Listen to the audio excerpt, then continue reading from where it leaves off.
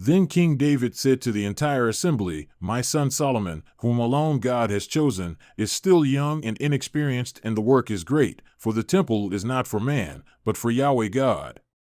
Now with all my power I have prepared for the house of my God the gold for the things of gold, and the silver for the things of silver, and the bronze for the things of bronze, the iron for the things of iron, and wood for the things of wood, onyx stones and inlaid stones, stones of antimony and stones of various colors, and all kinds of precious stones and alabaster in abundance. Moreover, in my pleasure in the house of my God, the treasure I have of gold and silver, I give to the house of my God, over and above all that I have already prepared for the holy house, namely, 3,000 talents of gold, of the gold of Ophir, and 7,000 talents of refined silver, to overlay the walls of the buildings, of gold for the things of gold and of silver for the things of silver, that is, for all the work done by the hand of craftsmen. Who then would offer willingly to ordain himself this day to Yahweh?" Then the commanders of the fathers' households, and the commanders of the tribes of Israel, and the commanders of thousands and of hundreds, with the commanders of the king's work, offered willingly, and for the service for the house of God they gave 5,000 talents and 10,000 derricks of gold, and 10,000 talents of silver, and 18,000 talents of brass, and 100,000 talents of iron. And whoever possessed precious stones gave them to the treasury of the house of Yahweh, in the care of Jehiel the Gershonite.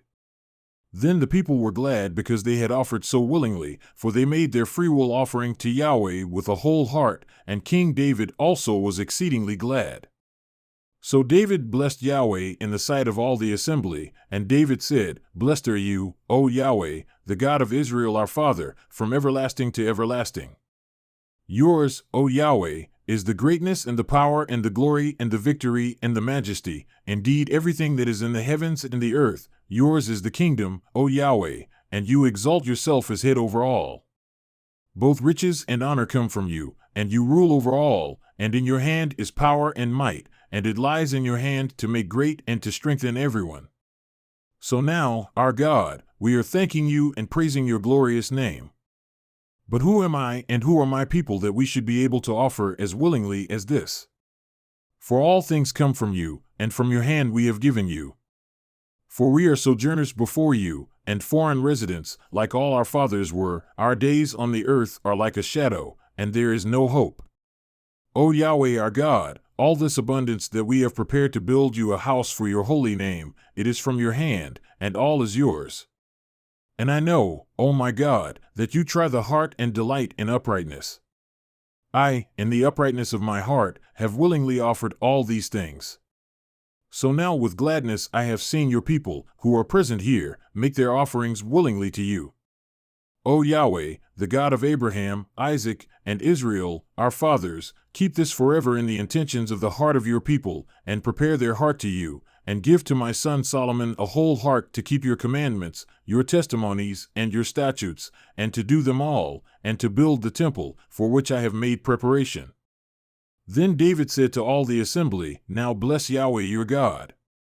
And all the assembly blessed Yahweh, the God of their fathers, and bowed low and prostrated themselves to Yahweh and to the king. And on the next day they made sacrifices to Yahweh and offered burnt offerings to Yahweh, 1,000 bulls, 1,000 rams, and 1,000 lambs, with their drink offerings and sacrifices in abundance for all Israel. So they ate and drank that day before Yahweh with great gladness.